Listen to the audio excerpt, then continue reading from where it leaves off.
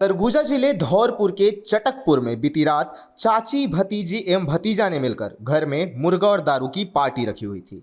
Party के बाद चाची भतीजी में विवाद होने पर भतीजी ने जल रही लकड़ी से सिर पर प्रहार कर दिया, जिसमें चाची बेहोश हो गई तो उसके कपड़े में भतीजी आग लगाकर फरार हो गई थी। आखिरकार किस बात पर गई चाची की जान? रामसा विश्वकर्मा जो कि ग्राम चटकपुर थाना धौरपुर के निवासी हैं, उनकी पत्नी भिनसारी विश्वकर्मा अपने रिश्तेदार अमृत विश्वकर्मा, प्रभा विश्वकर्मा के यहाँ कल गई थी। और ये जो थी शराब भी पी रही थी अमृत और प्रभा विश्वकर्मा के साथ में। उसी दौरान जो है भिनसारी विश्वकर्मा का प्रभा विश्वकर्मा के साथ में प्रभा विश्वकर्मा का चरित्र शंका को लेकर के वाद विवाद हुआ। उस समय जो थे दोनों नशे में थे।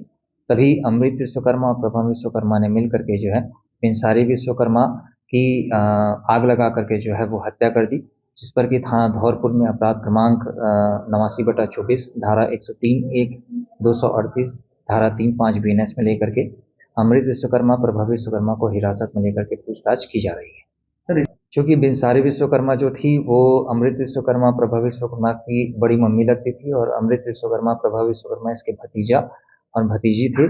और इस समय जो था ये घटना के समय ये भी विवेचना में आया है अभी तक की कि जो मुर्गा बन रहा था और दोनों जो थे वो नशे का सेवन कर रखे थे।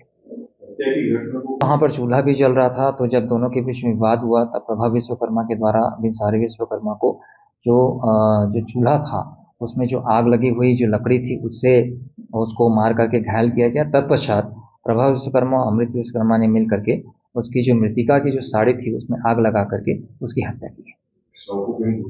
शव को जो है वो गांव में पासी में फेंका था और तत्पश्चात गांव वालों के द्वारा जो है पुलिस में सूचना दी गई थी और पुलिस वहां पे पहुंच करके इसमें अग्रिम वैधानिक कार्रवाई कर रही है। Bureau report, news plus 21।